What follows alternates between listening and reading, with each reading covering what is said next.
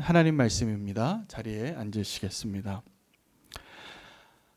예루살렘 교회에 이제 박해가 시작이 되면서 이제 선교가 시작이 되어지는 사도행전의 본문이 되겠습니다. 오늘 본문은 예수님의 죽음으로 교회가 시작이 되어지고 이 스데반 집사님의 죽음으로 선교가 시작이 되어집니다. 그때에 예루살렘에는 사도들만 남고 모든 성도님들은 다 예루살렘을 떠나라고 결정을 했었던 것 같습니다. 그것은 그 초대교회의 지도자들의 아주 고민이 많이 담긴 결정이 아닌가 싶습니다. 저는 요즘 이 코로나19 바이러스 사태 때문에 요즘 계속 교회는 저만 있습니다. 저만 있는데 나와서 말씀도 묵상하고 기도하고 책도 읽고 이렇게 성전을 지키면서 성도님들이 지금 이 성전에 얼마나 오고 싶으시겠어요. 그런데 못 오시는데 지금 있는 자리에서 사실은 하나님의 뜻을 좀 발견해야 된다고 생각되어집니다. 왜 하나님은 우리가 이렇게 모이는 예배가 힘든 시기를 살게 하셨을까? 그 흩어진 그 자리에서 성도님들이 해야 할 일들이 있다라고 저는 믿습니다. 오늘 교회의 역사 속에서 그 과정 가운데 오늘 우리의 주인공 한 분이 등장하는데 빌립 집사님입니다. 여러분, 그 예수님이 십자가에 달렸을 때 유대인들은 저 예수님만 죽이면 처리하면 그들의 세상이 될 줄로 믿었습니다. 그런데 실상은 그들의 기대와는 전혀 다르게 흘러갔습니다. 여러분 아시는 것처럼 예수님이 십자가에 달려 죽으시고 아무도 그 곁에 없었습니다. 제자들도 없고, 그리고 무덤에 갔는데 빈 무덤이 있었고, 그리고 오순절 성령의 강림이 임해서 이제 교회가 시작이 되어지는데 그 성령이 임하고 나서부터 그 제자들이 다 딴 사람이 됩니다. 가장 대표적으로 딴 사람이 먼저 된 사람은 베드로입니다. 그 무식한 어부가 사도행전의 2장에 보면 멋진 설교를 하고 성령의 역사가 드러나는 것의 증거가 되게 됩니다. 무슨 이야기냐 하면 사도들이 변화되어지기 시작하고 성령이 임하시면서 이 초대교회가 놀라운 부흥을 경험하게 되는 것입니다. 그래서 성경에 보면 분명하게 그 짧은 기간에 그 예루살렘 교회는 대형 교회가 됐습니다. 어느 정도로 대형 교회가 됐냐면 그 마띠아를 포함한 12사도가 감당하기 어려운 규모가 되었습니다. 그래서 그들에게 불평이 나오고, 이제 여러분 교회가 이렇게 사이즈가 커지면 다 좋은 건 아닙니다. 커지면 이제 또 문제가 생기거든요. 누군가는 불평이 나오고 공평하지 못하고 아픔이 있고 섭섭하고 그런 일들이 초대교회에서도 있었던 것 같습니다. 그래서 사도들이 우리는 말씀과 기도에 전념할 테니 우리의 이 교회를 세우고 교회를 함께 이렇게 인도하는 일 가운데 동력자를 세워달라고 요청하게 됩니다. 그리고 그렇게 세워진 17명의 집사님 가운데 스데반 집사님이 그 중심에 섰습니다. 성령 충만했고 이적과 표적이 따르고 그 말씀도 잘 전해서 우리 지난 수요 예배 때까지 우리가 같이 강의하면서 알아왔던 그 스데반 집사님의 그 명설교, 그리고 그 설교 끝나고 나서 스데반 집사님은 천사와 같은 얼굴로 설교했고, 그리고 마지막에 그 순교의 자리에 예수님과 동일한 유언을 하고 아름답게 순교합니다. 자, 거기까지도 이 아름다운 역사라고 될 수 있는데 그들은 초대교회는 어쩌면 그 일까지를 끝내고 이제 좀 추스리고 일어나고 싶어 하지 않았을까 생각이 되어지는데, 여러분 저는 요즘 이 코로나19 바이러스의 이 시기를 겪으면서도 우리가 생각하지 못하는 다음 페이지를 하나님이 지금 준비하고 있다는 것을 알고 준비해야 될 때 같아요. 우리가 아직 경험해보지 않은 시대를 지금 살아가고 있는데 이 초대교회 때 그랬습니다. 이 초대교회 때 스데반 집사님이 순교 당하신 것만 해도 너무나 마음 아픈 일이었는데, 이제 스데반 집사님도 이렇게 좀 예수님의 장례식을 추스린 것처럼 좀 추스리고 교회가 다시 한번 힘을 응집하려고 하는데 어떻게 되냐면 대박해가 오는 겁니다. 대박해가 와서 흩어졌습니다. 그 흩어지는 그 사람들 가운데 한 사람이 소개되어지는데, 이 누가가 이 사도행전을 썼는데 이 7명의 집사님의 이야기 가운데 첫 번째 집사님 스데반의 이야기가 끝나고 그의 포커스가 빌립이라는 집사님에게로 향하는데 이 빌립 집사님이 갔던 곳은 사마리아였습니다. 여러분, 그 빌립 집사님이 다 흩어질 때 이 유대인들이, 예루살렘에 있었던 유대인들이 다 흩어질 때도 좀 피하고 싶은 지역이 있었다면 분명히 사마리아였을 것 같아요. 이 빌립 집사님도 예배가 아니었을 것이라 믿습니다. 그런데 이 빌립 집사님은 사도행전 1장 8절에 예수님이 유언하셨던 그 말씀대로 너희가 성령이 너에게 임하시면 너희가 권능을 받고 예루살렘과 온 유대와 사마리아와 땅끝까지 이르러 내 증인이 되리라. 그 예루살렘과 온 유대와 땅끝의 사이에 사마리아라는 이름이 있는데 오늘 제가 좀 나누고 싶은 것은 저와 여러분의 사마리아가 존재합니다. 그런데 그 사마리아는 우리가 다 좀 피하고 싶은 땅이에요. 그런데 정확하게 우리에게는 그 사마리아를 향한 우리의 사명이 있다는 것을 오늘 발견하는 놀라운 축복이 있기를 원합니다. 그래서 우리가 그 사마리아에 가서 그 성이, 그 사마리아 성이 기뻐하는 것을 우리가 보아야 해요. 왜냐고요? 그게 진짜 우리의 기쁨이 될 것이기 때문에 그렇습니다. 우리가 사마리아 땅이 우리의 복음을 전하는 그 열매로 온 성이 기뻐하는 것을 소망하기를 바랍니다. 사마리아 땅은 어떤 것이냐 하면 우리랑 사이가 안 좋은 땅이에요. 오랫동안 나랑 원수로 지내고 아주 비슷한 혈통을 가지고 있었지만 나도 그들을 멸시하고 그들도 우리를 미워하고 서로 사이가 안 좋아요. 마치 민족적인 감정이라면 우리 가까이 있는 저 일본과 같은 관계일 수도 있습니다. 아픔이 굉장히 오랫동안 매여 있었기 때문에 우리 한국 사람들의 정서라면 그런 아픔이 다 있다라는 건 우리가 부인할 수 없을 것 같아요. 그러나 하나님의 관점에서는 분명히 다를 것이 분명합니다. 그 유대인의 관점에서는 그 사마리아가 가까이 할 수 없는 땅이고 가고 싶지 않은 땅이었지만 하나님의 관점에서 그 사마리아 땅은 꼭 복음을 들어야 할 땅이었습니다. 우리가 그것을 먼저 알 필요가 있습니다.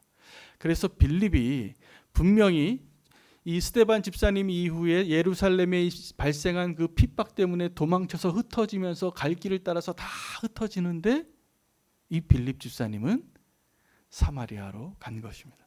성령 충만했기 때문에 그곳으로 갔을 것이라 믿습니다. 여러분, 유대인들은 보편적으로 이 사마리아에 대한 편견을 가지고 있었습니다. 그들이 정말 미워하고 우리가 마치 모 이단을 미워하는 것처럼 사마리아를 그렇게 미워했을 겁니다.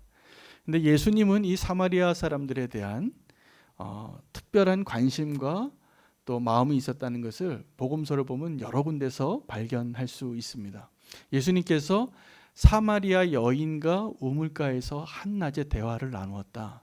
이거는 스캔들입니다. 스캔들입니다. 아무도 없는데 사마리아 여인과 만나서 얘기하고 있는데 그 여자가 품행이 단정치 않은 여자라는 사실을 우리가 알고 있습니다. 그런데 그 여자와 아무도 없는데 대화를 나누고 있어요. 왜요? 저는 이 사마리아 여인과의 수가성 여인과의 그 만남을 통해서 제가 하나 너무나 그동안에 인정하지 못하고 알지 못했던 하나를 발견한 게 있다면 그 사마리아 여인이 얼마나 예배를 갈망하는 거예요. 이 산에도 말고 저 산에서도 말고 오직 성령이 임하시면 너희가 새로운 성령으로 예배하는 그날을 영으로 예배하는 그날이 올 것이다. 예수님께서 그 여인을 진정한 예배의 자리로 인도하면서 예배의 대상을 밝히는 거예요. 내가 바로 그니라. 네가 그렇게 만나고 싶고 그렇게 예배하고 싶어 하던 그 사람이 나다. 여러분, 우리가 예배의 자리에서 얻을 수 있는 감격이 이것보다 큰 게 있습니까? 내가 그렇게 예배하고자 하는 그 하나님을 만나는 것, 그리고 내가 그니라라는 그 예수님의 답변을 듣는 것보다 더 큰 감격이 예배 가운데 있습니까? 없을 것 같아요. 근데 예수님께서 그 진정한 예배의 감격을 이 사마리아 여인에게 알려주셨더라고요. 유대인 가운데 아주 선한 부자가 있었죠. 그 청년이 하나님의 말씀을 다 지키고 온전하게, 그리고 거기에다 또 부자였어요. 잘생기기도 했을 것 같아요. 뭔가 부족함이 없을 것 같은 그 사람이, 그 청년이 예수님에게 찾아왔을 때 예수님은 이렇게 얘기하는 그 스토리 가운데 선한 사마리아인의 비유라는 우리가 알고 있는 그 이야기를 하신 거예요. 누가 내 이웃입니까? 누가 내 이웃입니까? 그런데 너는 누구의 이웃이냐를 이야기하면서 그의 이웃이면서도 불구하고 이웃으로 인정하고 싶지 않았던 그 사마리아인이 그 이야기의 주인공이 되고, 너희가 그렇게 존경하고 그렇게 성공하는 종교인으로서 존중했던 사두개인이나 바리새인들보다, 제사장들보다 더 하나님 보시기에 기뻐하는 행동을 보여준 자로 소개되어진 사람이 사마리아인이었던 거죠. 그 이야기를 들으면서 그 유대인들은 굉장히 자존심이 상하고 인정하고 싶지 않았을 것 같습니다. 왜냐하면 그들은 사마리아인을 차별하고 있었습니다. 여러분, 예수님이요, 우리가 정말 예수님을 만나면 우리는 개혁적인 예수님을 발견하게 될 거라고 저는 확신합니다. 예수님이 그때 당시에 굉장히 많은 개혁을 그 종교 집단과 유대인들 사이 가운데서 이야기하고 그들의 편견을 깨트리고, 그리고 정말 하나님을 보기를 원하셨기 때문에 그랬습니다. 자, 그 사마리아 성에 이 빌립 집사님이 들어가는데, 오늘 본문에 보면 두 사람의 이름이 주인공이 나오는데, 한 사람은 빌립 집사님이고 또 한 사람은 마술사 시몬입니다. 그 성 안에 두 사람이 있었는데, 이 빌립과 시몬의 사역을 좀 비교할 필요가 있었습니다. 여러분, 이 빌립 집사님은 지금 예루살렘에서 핍박이 시작이 돼서 흩어진 사람들 가운데 택한 땅 가운데 하나로 사마리아 땅으로 들어갔는데, 그때 당시에 사마리아에 아주 유명한 종교 지도자가, 선지자가 있었는데 시몬이라는 마술사였습니다. 시몬이라는 마술사에 대한 설명이 9절부터 13절에 이렇게 소개됩니다. 그 성에 시몬이라는 사람이 전부터 있어 마술을 행하여 사마리아의 백성을 놀라게 하며 자칭 큰 자라 하니라. 낮은 사람부터 높은 사람까지 다 따르며 이르되 이 사람은 크다 일컫는 하나님의 능력이라 라고 이렇게 소개가 됩니다. 그리고 빌립 집사님의 사역은, 빌립 집사님이 전도를 했는데 어떤 내용을 전도했는가, 누가는 이렇게 기술합니다. 두 가지를 전했습니다. 하나님의 나라와 예수 그리스도의 이름을 전했습니다. 자, 결과는 이 그동안 오랫동안 낮은 자부터 높은 자까지 큰 자로 인정받고 이적을 행하고 사람들을 놀랍게 했던 이 시몬보다 이 빌립 집사님의 능력이 더 드러난 거예요. 그 사람들이 다 시몬을 버리고 빌립 집사님을 따라가서 세례받고 믿고 그러한 일들이 일어나기 시작할 때, 오늘 성경에 보면 이 시몬이 자기도 믿고 싶어서 이 빌립 집사님께 가서 세례받습니다. 그런데 이 빌립 집사님은, 이 시몬은 빌립 집사님과 어떻게 하면 같은 시대에 같은 팀으로 동력하는 한 팀이 된 것 같은데 뭔가 좀 달라요. 뭔가 달라요. 그래서 제가 오늘 이 시몬과 빌립 집사, 사마리아의 성 안에서 아마 이전에 선지자로 마술을 행하고 사람들을 다 현혹해 하고 인정받았던 이 시몬과 나중에 빌립 집사가 와서 이 사마리아에서 복음을 전했을 때 둘이 한 팀이 된 것 같지만, 우리가 한번 점검해 볼 필요가 있습니다. 저는 이 두 사람이 합류한 이 모습을 보면서 누구의 모습과 비교하게 됐냐 하면 예수님과 세례 요한입니다. 여러분, 예수님은 혼자 그 일을 하실 수 있었지만 그 길을 예비하게 하기 위해서 세례 요한이라는 사람을 보내기로 예정하셨습니다. 예언한 많은 예언들이 있었고, 실제로 세례 요한이 와서 그렇게 예수님의 앞에 그 길을 예배하고 회개하라, 천국이 가까이 왔느니라 외치게 했습니다. 여러분, 예수님과 세례 요한이 함께 사역하던 그 시간에 누가 더 유명한 종교 지도자였습니까? 세례 요한입니다. 그 세례 요한이 얼만큼 더 유명했냐면, 유대인들이 시비를 걸 때 네가 무슨 권위로 지금 이런 말씀을 전하느냐 할 때 예수님이 대답하기 싫어서 질문을 했는데, 그 질문이 세례 요한이 사람으로부터 왔느냐 하나님으로부터 왔느냐 질문할 때 대답할 수 없었어요. 왜요? 세례 요한은 그때 너무나 공공연하게 모든 사람이 인정하는 지도자였기 때문임이었습니다. 자, 그런데 이 시몬이 세례 요한과 같이 빌립 집사가 오기 전에 이미 공공연하게 다 인정받는 선지자였다는 사실입니다. 그런데 차이가 있다면 이 세례 요한은 예수님이 오시자 자기를 낮춥니다. 그는 흥하여야 하겠고 나는 쇠하여야 하리라. 나는 그의 신발 끈도 풀기에 합당하지 못한 자입니다. 라고 고백합니다. 고백하죠. 그래서 정말 예수님과 동행하는 자로 그 앞에 선 자가 되는데, 시몬은 겉으로 보기에는 이 빌립 집사 앞에 와서 이 빌립 집사의 사역을 그렇게 도왔던 자같이 보이지만 사실은 아니었습니다. 그 아니었다라는 것이 증명이 되어지는데, 이제 다음 주 본문이기는 한데, 그 다음 주 본문에 베드로가 예루살렘에서 이 사마리아에 복음이 전해지고 놀라운 부흥이 일어났다는 사실을 듣고 답사를 옵니다. 점검을 하러 오는데 딱 보니까 예수님 믿고 놀라운 부흥이 일어났는데 성령으로 세례를 안 받은 것을 알게 된 거예요. 그래서 예수님의 이름으로 세례를 주니까 사람들이 성령을 받는 것을 이 시몬이 봐요. 이 시몬이 보고선 뭐라고 얘기하냐면, 내가 돈을 좀 줄 테니까 나도 그것 좀 할 수 있게 해달라고 요청을 해요. 베드로에게. 그래서 베드로가 이 시몬을 책망합니다. 아주 심하게 책망합니다. 나하고 너하고는 이제 관계가 없다. 네가 이 하나님의 선물을 돈으로 사려고 했으니 너의 안에 그 악독이 어쩜 이렇게 가득하냐. 그의 실체가 드러나는 것이죠. 제가 이 시몬의 모습을 보면서 같이 예배하고 같이 교회를 다니고 같이 성도로 있으면서도 시몬이 있다라는 걸 알게 됐어요. 시몬이 있더라고요. 예수님 믿고 세례도 받았는데 하나님을 모르는 사람이에요.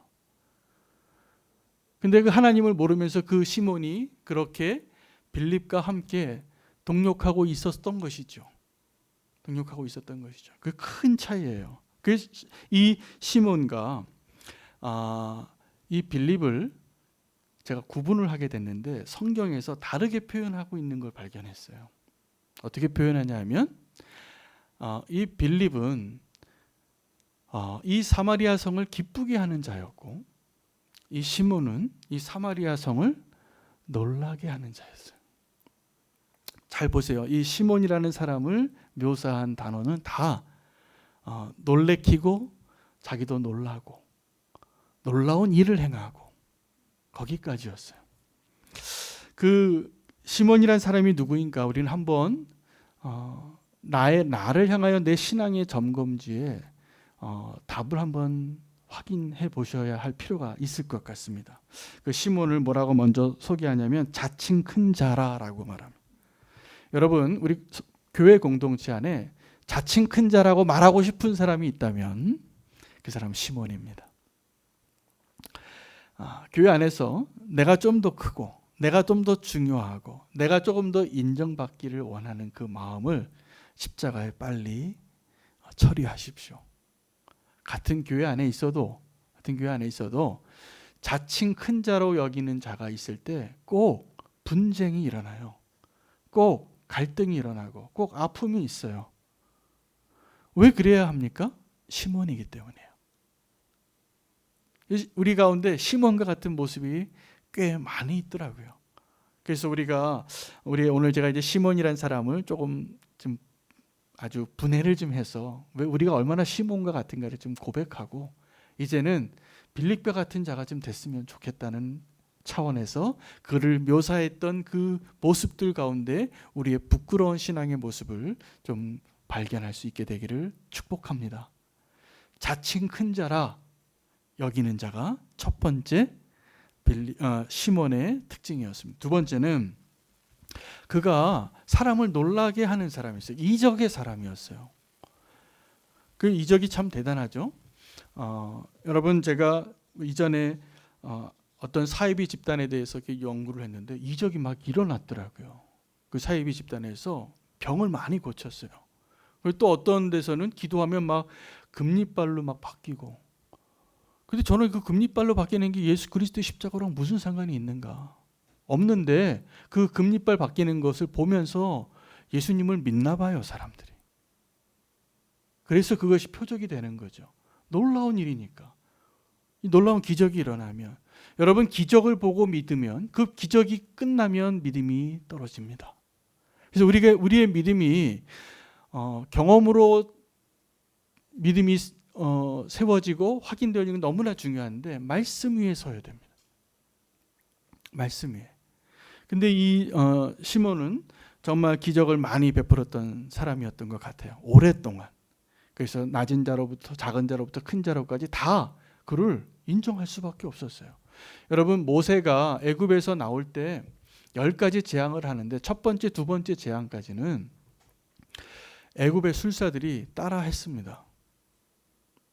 지팡이를 던져서 뱀이 되면 그들도 뱀으로 만들 수 있었어요. 그 엘리야와의 그 바알 선지자의 대결 같이 그들이 아무리 뭐 춤춰도 이적이 나타나지 않았던 것이 아니라 그들도 이적을 행했더라고요. 세 번째, 그가 자기가 스스로 큰 자라고 여기는 것이 그 사람들에게 설득이 됐고 인정을 받았고, 오랫동안 얼만큼 큰 자로서 인정을 받았는지, 이것은 하나님의 능력이다라고까지 명성을 얻었다는 사실입니다. 그런데 그는 시몬이에요. 제가 여기서 알았어요. 세상에서 인정받고 높임받고 사람들이 박수치는 것, 이런 거구나. 이런 거구나. 여러분, 그것을 위해서 우리가 내 인생을 다 드리고 그것을 위해서 살아간다면 나중에 분명히 후회할 것 같습니다. 더 나아가서는 이렇게 분명히 하나님으로부터 행하지 않는 그 기적과 능력과 자기 스스로 자칭 크다고 하는 것들을 통해서, 이 사마리아 성의 성격과 참 비슷하죠. 하나님의 이름을 거기서 찾습니다. 분명히 하나님으로부터 온 게 아니고 자기 스스로 큰 자라고 얘기하고 자기 스스로 기적을 행하고, 그리고 사람들 앞에서 큰 사람으로 인정받아서 하나님의 능력이라고 꼬리를 다는 거예요. 여러분, 그 광야에서 모세가 시내산에 십계명을 받으러 올라갔을 때 하나님이 분노해서 모세를 내쫓고 내려가 보라고, 너 빨리. 너의 백성이 지금 어떻게 부패했는지. 모세가 조금 보이지 않으니까 40일 동안 시내산에 올라갔는데 아론에게 요구해서 송아지 만들었어요. 그리고 그 송아지를 향하여서 그 이스라엘 사람들이 했던 말이, 이는 우리를 애굽에서 인도해낸 여호와라 그랬어요. 이 송아지 보고. 여러분, 우리의 하나님을 송아지를 보고 하나님의 이름을 부르고 춤추고 열광적으로 예배하고, 시몬입니다. 시몬은 진짜 제자가 아니었고 시몬은 진짜 성도가 아니었는데 성도처럼 살았던 사람입니다. 우리 안에 그 시몬의 모습이 있다면 오늘 이 자리에서 빨리 정리하실 수 있으면 좋겠습니다. 정직하게 하나님 앞에 설 수 있어야 합니다. 여러분, 시몬이 사람들에게 이렇게 인정을 받을 수 있었던 것은 시몬이 그래도 사람들에게 기쁨을 줬기 때문입니다. 여러분, 우리가 세상에서 얻는 기쁨이 솔찬치 않게 기쁩니다. 여러분, 뭐 하나 새로 사면 좋아요, 안 좋아요? 좋죠? 네. 새 차를 사면 좋습니다. 새 집을 이사 가면 좋아요. 새롭게 결혼해도 좋습니다. 그렇죠? 결혼하고 아주 오래전이라 기억이 안 나실지 모르겠지만 그렇게 결혼하고 싶었는데 결혼하면 그렇게 좋아요. 자, 그런데 이 땅에 있는 것들이 다 우리에게 기쁨을 주지만 하나님이 주시는 기쁨과 이 땅에 주는 기쁨의 차이가 하나 있다면 유효기간의 차이가 있습니다. 유효기간이 차이가 있고 이 세상에서의 기쁨이 더 자극적일수록 그 유효기간이 짧아서 더 강력하고 더 자주 이 세상에 내 육신을 채우고 싶은, 내 육신이 원하는 것을 공급해야지만 기뻐하는 자로 바뀝니다. 너무나 불행해집니다. 그때부터. 우리가 정말 행복해질 수 있는 길은 육체가 원하는 것이 아니라 하나님이 원하시고 성령님이 원하시는 그 기쁨을 발견하는 자가 되는 것입니다. 빌립보서를 보면 이 성도의 기쁨이 무엇인가를 바울이 정확하게 우리에게 설명해 주는데 4장 4절에 이렇게 이야기해요. 주 안에서 항상 기뻐하라. 다시 말하노니 기뻐하라. 4장 6절에서 7절에 더 이렇게 얘기합니다. 아무것도 염려하지 말고 모든 일에 기도와 간구로 너희 구할 것을 감사함으로 하나님께 아뢰라. 그리하면 모든 지각에 뛰어나신 하나님의 평강이 너희의 마음과 생각을 지키시리라. 예수 안에서. 자, 빌립보서의 빌립보 교회를 향하여서 바울이 지금 뭘 요구하냐면 기뻐하라라고 말하는 거예요. 그런데 공통점이 있습니다. 이 바울과 빌립보 교회의 공통점이, 한 사람은 옥에 갇혔고 한 성도는 고통 가운데 있는 자, 핍박을 당하고 있는. 그래서 이 두 사람은 서로 둘 다 기뻐할 만한 이유가 없는데 기쁨을 명령하고 있고 함께 기뻐하는 자로 반응하고 있다는 사실. 저는 요즘 코로나19 바이러스 때문에 요즘 사람들이 꽤 답답해 하시는 것 같아요. 조금 날씨가 좋으면 사람들이 막 공원에 쏟아져 나오시더라고요. 얼마나 답답하겠어요. 그리고 이제 경제적으로 어려워질 겁니다. 더 어려워질 것 같아요. 그거 아직 안 왔어요. 더 어려워질 수도 있습니다. 정말 하나님의 은혜가 필요해요. 그리고 또 어떤 전문가의 얘기를 보면 가을에 이런 팬데믹이 한 번 더 온대요. 우리는 이게 언제 끝날지 모르는 싸움에 이제 들어가는 준비를 좀 해야 될 것 같아요. 만약에 우리의 기쁨이 이 재앙이 빨리 끝나고 우리의 경제적인 어려움이 빨리 극복이 되어지고 우리의 육체적인 질병이 빨리 회복이 되어지는데 있다면 오늘 이 바울의 빌립보서 4장 6절 7절 말씀을 기억하시기 바랍니다. 아무것도 염려하지 말고 감사함으로 하나님께 아뢰시기를 바랍니다. 그러면 모든 지각에 뛰어나신 하나님의 평강이 예수 그리스도 안에서 너의 생각과 마음을 지키실 것이라 믿습니다. 기뻐하십시오. 제가 그래서 오늘 기쁨을 주는 사람이 빌립이 그 사람인데 제가 아직 빌립 집사님의 본론은 아직 안 끝냈어요. 그런데 기뻐하시기를 바랍니다. 근데 그것은 제가 여러분에게 기뻐하라고 하면서 커피 쿠폰이라도 좀 주면서 기뻐하라고 해야 되는데 그게 아니에요. 기뻐해야 돼요. 예수 그리스도 때문에. 그게 아멘이 될 수 있는 저와 여러분이 되어야지 진짜 기쁨인 것입니다. 여러분 요나서를 보면 제가 요나서를 오늘 또다시 좀 함께 나누기를 원하는데 하나님이 요나에게 정말 주고 싶었던 게 뭐냐면 하나님의 기쁨이에요. 여러분 요나라는 선지자가 니느웨로 가서 이 메시지를 전하라고 했는데 이 요나는 하나님의 그 메시지가 심판의 메시지였거든요. 이 니느웨로 가서 전하라고 한 그 하나님의 메시지는 니느웨가 40일 만에 멸망 심판을 받으리라 했어요. 그 딱 두 문장이죠. 니느웨가 40일 만에 심판을, 거기에는 뭐 다른 조건도 없어요. 이게 심판의 메시지인데 요나의 마음에는 이 깨름직한 거예요. 혹시 이 메시지를 듣고 저들이 회개할까 봐. 근데 정말 이 요나가 염려했던 일이 일어난 거죠. 그가 물고기 뱃속에 들어갔다가 반대편으로 가서 이 니느웨 성이 40일 만에 심판받으리라 그 얘기를 듣고 회개하는 거예요. 근데 끝까지 여러분 요나서의 주인공이 니느웨 백성이 아니라 요나인 거 다 아시잖아요. 그래서 요나가 끝까지 그것을 그 니느웨가 그래도 하나님이 심판하실 것 같아서 언덕에서 그 초막을 하나 짓고 니느웨 성을 바라보고 있는데 여러분 니느웨 그 요나서의 1, 2, 3, 4장 가운데 가장 드라마틱한 그리고 가장 하이라이트인 본문이 물고기 뱃속에 들어가거나 사공들이 요나를 바다에 떨어뜨리는 때가 아니에요. 그 물고기 배에서 요나가 토해져 나와서 니느웨에서 예언하고 다니는 그 장면이 아니에요.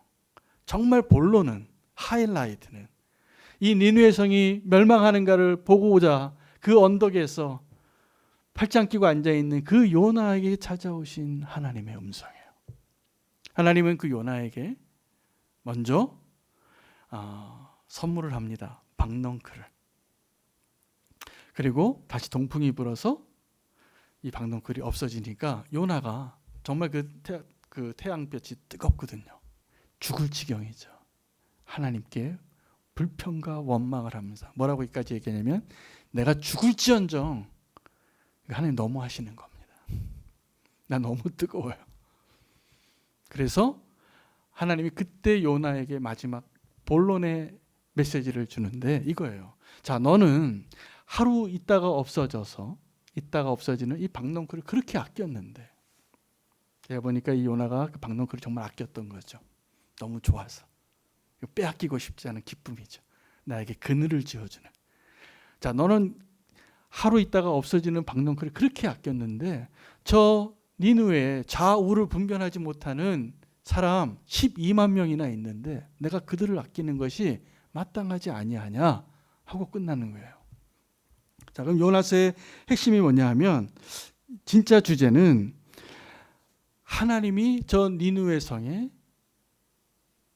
구원받기를 원하시는 사람 12만 명에 대해서 모르는 요나예요. 여러분, 우리가 정말 하나님의 기쁨을 알기를 원한다면 오늘 요나서를 다시 읽을 필요가 있습니다. 여러분, 빌립이 이 사마리아 성에 가서 사마리아 사람들을 기쁘게 했어요. 거기는 놀라운 두 가지 이유가 저는 말씀 준비하면서 찾을 수 있었는데, 하나는 빌립이 자발적으로 간 게 아니에요. 빌립이 피난민으로 간 거였어요. 예루살렘에서 핍박받아서. 그래서 정말 갈 데 없이 불쌍해서 아마 이 거지같이 갔을 것 같아요. 그런데 그들에게 겸손하게 복음을 전할 수 있었던 거죠. 그래서 두 가지예요. 이 빌립의 겸손과 성령님의 역사. 그것이 저와 여러분의 사마리아를 바꿀 것입니다. 우리에게 사마리아가 존재하는데 그 사마리아를 기쁘게 하고 그 사마리아를 변화시킬 수 있는 두 가지 요건은 우리의 겸손함과 성령님의 역사가 필요합니다. 제가 이렇게 이 본문에 우리가 들어야 할 그 예수님의 이야기가 너무나 많이 있더라고요. 또 하나는 탕자의 비유에서도 그 아버지의 기쁨을 알지 못했던 그 첫째 형이 문제지, 아버지의 재산을 반이나 다 허랑방탕하게 다 낭비하고 돌아온 이 둘째 아들, 죄인이죠. 첫째 아들이 봤을 때 이 둘째 같은 죄인이 어디 있어요? 도저히 용납하고 싶지 않은 동생이죠. 그래서 그가 돌아올 때 내 동생이라고 부르지 않고 저 아버지의 아들이 저렇게 가산을 다 탕제하고 돌아왔는데 나한테는 양 한 마리 잡아준 적 있냐고 아버지께 섭섭한 말을 해요. 자, 그런데 천국은 여러분, 우리가 함께 기뻐할 수 없으면 천국에 못 들어갑니다. 하나님과 함께 기뻐하고 돌아온 탕자와 함께 기뻐할 수 있는 자가 되어야 우리가 진정한 기쁨을 누리는 자가 되는 것입니다. 믿으십니까? 제가 지난 한 주간 요즘 운전하다가 라디오를 잘 듣습니다. 요즘 이제 그 뉴스를 따로 또 들으려면 시간이 걸리니까 운전하고 갈 때 그 한 20-30분 동안에도 이렇게 라디오를 들으면 뉴스를 듣고 또 이 세상에서의 사람들의 그 생각이나 그런 반응도 제가 배울 수 있는 좋은 창구가 돼서 라디오를 잘 듣고 있습니다. 하루는 운전하다가 라디오에서 어떤 청취자가 자기의 사연을 얘기하는데 요즘 너무나 힘든데 자기가 학자금을 오늘 다 갚았다는 거예요. 그래서 오늘 외식을 한번 하겠다고 그런 사연을 올린 분이 있는데 제가 알았어요. 이 아마 젊은 분인 것 같은데 대학교 나와서 얼마 동안의 사회생활을 하고 이제 대출금을 다 갚은 거죠. 그리고 이제 그 무거운 짐을 내려놓고 오늘 홀가분하게 외식을 한다고 그 사연을 올리는 사람을 이렇게 사연을 듣다가 학자금을 갚는 게 그 사회 초년생의 어깨에 얼마나 무거웠을까. 그거 없어도 돈 모아서 집 하나 장만하고 좀 남들 사는 것만큼 살려면 그렇게 벽이 높아 보이는데 거기다 짐까지 있으니 그 사람 정말 힘들었겠다. 제가 이게 느껴졌어요. 자, 그런데 저는 요즘 또 그 기도 제목을 찾느라고 이렇게 뉴스를 들으면서 이 죄의 무게 때문에 신음하고 있는 사람들 상당히 많다라는 걸 알게 됐어요. 그 사람의 그 무거운 짐은 아마 우리가 상상할 수 없을 겁니다. 만약에 그 사람이 조금이라도 양심이 있다면, 아마 양심도 지금 별로 작동되지 않는 상황 가운데 있는 사람이면 아직도 더 내려갈 때가 있겠지만, 제가 보기에 요번에 그 N번방이나 박사방 이런 데에서 지금 그 가입해서 봤던 사람들까지 다 잡아들인다면 몇만 명 이상이 잡힐 것 같은데, 지금 잠 못 이루는 사람 꽤 많을 것 같아요. 근데 더 두려운 것은 그 사람들 가운데 겉으로 보기에는 멀쩡한 사람들이 많을 것 같은 생각이 드는 거예요. 그 결과가 우리는 아직 안 나와서 아무도 모르는데 자기는 알잖아요. 지금 얼마나 그 짐이 무겁겠어요. 여러분, 저는 요즘 코로나 바이러스 때를 보내면서 제가 그냥 어떤 사람이 어떤 사건이 있고 어떤 발표가 있고 해외에 어떤 기도 제목이 있는 것 말고 이 사회를 느끼는데, 지금 우리가 굉장히 지금 힘든 때를 살고 있구나라는 게 느껴져요. 왜냐?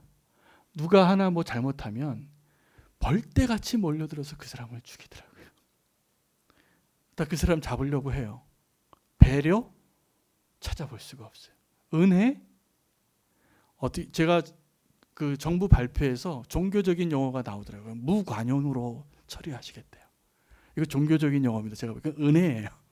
은혜를 안 주겠다. 그냥 사실은 이 법대로 하겠으면 이러면 되겠는데, 저는 근데 그게 요즘 우리의 마음을 잘 표현한 단어 같아요. 우리에게 지금 관용이 없어요. 여러분, 그런데 교회는 그러면 안 됩니다. 우리에게 그 은혜가 없어지면 우리 세상 사람들과 똑같아지는 거예요. 우리에게 정말 하나님의 은혜로 기쁨을 줄 수 있는 유일한 마지막 그 한 사람이 되어야 돼요. 놀랍게도요, 이 사마리아 성에 자발적으로 간 사람이 아니라 비자발적으로 쫓겨서 갈 데 없어서 피난민으로 갔던 한 사람 때문에 이 사마리아 성이 다 기뻐하더라요. 그런 불쌍한 한 사람에게 성령님이 임하시니까 이 사마리아 성이 바뀌는 거예요. 여러분, 그런 사람 되고 싶지 않습니까? 우리가 기도해야 될 게 그겁니다. 우리가 이런 거죠. 우리가 세상에 소망이 되어지고 세상에 칭찬받고 박수받고 이렇게 해서 복음을 전하는 게 아니에요. 사실은 우리가 더 겸손해지면 돼요. 우리가 정말 더 겸손해지면, 겸손해진 우리의 모습에 우리가 정직하게 하나님과 세상 앞에 서고, 내가 이렇게 부족해도 괜찮아요. 내가 성도로서 내가 이렇게 부끄러운 모습에도 괜찮아요. 성령님께서 우리를 사용하신다면 이 사마리아를 기쁘게 하는 빌립이 될 수 있을 거라고 믿습니다. 근데 우리가 아직도 시몬처럼 스스로 큰 자라고 여기고 내가 내 힘으로 내 자랑으로 이 사회를 바꿔보려고 한다면 빨리 포기하십시오. 그거 하나님 방법이 아니었어요. 정말 하나님의 방법은 쫓겨가서 정말 갈 데 없는 이 피난민이었던 빌립을 통해서 성령님이 하시는 일입니다. 여러분, 저는 유머 감각이 좀 없습니다. 사람들하고 대화할 때 좀 너무 좀 진지한 편인데, 제가 아는 한 선교사님 한 분이 계신데, 이분은 유머 감각이 아주 탁월하세요. 근데 유머 감각이 탁월한 사람의 비결이 있더라고요. 자기가 먼저 웃으면 안 돼요. 근데 저는 뭐 웃긴 얘기 하나 들으면 그 얘기를 전해주려고 하다가 내가 웃겨서 먼저 웃어요. 아무 얘기도 시작하기도 전에 막 웃는 거예요. 근데 이걸 얘기를 못 하겠어요. 하나도 안 웃겨요, 그러면. 여러분, 사마리아 성을 기쁘게 하기 위해서는 내가 기쁘려고 하는 것이 아니라 하나님이 기쁘고 이 복음을 듣고 기뻐해야 될 사람을 생각해야지 기뻐지는 거예요. 그런데 우리는 내가 기쁜 것이 기쁜 줄 알아요. 내가 기쁘면 사마리아 성이 기뻐질 것 같아요. 천만의 말씀입니다. 빌립보 교인들에게 편지 썼던 바울처럼 우리가 고난 가운데 있어도 내가 옥에 갇혀 있어도 기뻐하라. 그들이 기뻐했던 것은 다른 거예요. 여러분, 정말 바울이 기뻐했던 그 내용이 뭔지 아셔야 돼요. 내가 복권 당첨됐기 때문에 기쁜 게 아니에요. 내가 성공했기 때문에 기쁜 게 아니었어요. 예수님처럼 고난받은 게 기뻤던 거예요. 여러분, 진짜 기쁨은 나의 만족을 채우는 것이 아니라 타인의 만족을 채우는 것이 기뻐질 때가 진짜 기쁜 겁니다. 저와 여러분은 그 자리에 서기 위해서 부름 받았습니다. 저는 이제 우리가 더 사마리아로 나아갈 수 있으면 좋겠어요. 어떤 또 목사님은 설교하실 때마다 항상 자기 약점을 얘기하는데 약간 대머리인데 대머리를 가지고 이렇게 말씀을 처음에 예화를 딱 들면 사람들이 다 마음을 확 열더라고요. 제가 그래서 알았어요. 사람들은 내가 망가지고 내가 부끄러운 것을 먼저 마음을 확 여는 것을 통해서 상대방도 마음을 여는구나. 여러분, 저와 여러분의 사마리아가 지금 많습니다. 저는 그래서 요즘 참 우려가 되거든요. 이렇게 요즘 이 코로나19 바이러스 때 교회가 좀 지탄을 받는 소식도 듣고 그래서 선교가 어려워질 거라고 이야기하는데 제가 오늘 말씀을 통해서 제 생각을 바꿨어요. 천만의 말씀입니다. 천만의 말씀. 우리의 평판 때문에 하나님의 나라의 복음이 제한받지 않아요. 사실은 정반대예요. 우리가 사실은 더 겸손해지게 더 진짜 내 모습을 하나님과 세상 앞에 정직하게 보일 수 있으면 돼요. 그럼 하나님께서 성령으로 일하시면 저와 여러분 그 한 사람을 빌립으로 세우실 것이라 믿습니다. 그리고 놀라운 부흥의 역사가 있을 거라고 믿습니다. 그러면 우리가 기뻐할 거예요. 여러분, 내가 부자 되고 성공하고 예뻐지고 또 다른 사람에게 박수갈채를 받는 거 기쁘죠. 잠깐입니다. 여러분, 그렇게 박수갈채 받고 돈 많이 버는 사람들이 연예인들인데 별로 행복하지 않더라고요. 항상 잠 못 이루고 누가 악플이라도 달면 자살하고 싶고 그런 마음이 드는 게 그 자리예요. 여러분, 사람의 박수를 받으려고 하지 말고 하나님이 기뻐하시는 그 자리에 그 기쁨을 사모하며 함께 나아갔으면 좋겠습니다. 그래서 우리가 해야 될 일이 많습니다. 그리고 정말 교회가 해야 될 일들을 주님께서 우리에게 맡길 거라고 믿습니다. 빌립입니다. 우리는 시몬이 되지 마시고 빌립이 되시기를 축복합니다. 기도하겠습니다. 주님, 감사합니다. 오늘 우리에게 우리가 나아가는 그 땅이 벽이 높고 우리가 편견을 가지고 차별하고 미워하고 함께하고 싶지 않은 사람들일지라도 빌립과 같이 주의 손에 이끌려 나아가기를 원합니다. 나의 힘으로, 나의 능력으로, 나의 성공함으로 내가 높은 자리에서 낮은 자리를 도와주려고 했던 모습이 아니라 더 낮아진 모습으로 하나님께 세상 앞에 서게 해주시고 성령님께서 우리와 함께 하셔서 단지 놀라게 하는 것이 아니라 진정한 기쁨을 주시기를 원합니다. 주님, 우리의 기도에 응답하여 주셔서 교회를 새롭게 하시고 주님의 영광이 드러나게 하시고 우리가 시몬이 아니라 빌립이 되게 해 주시옵소서. 예수님의 이름으로 기도합니다.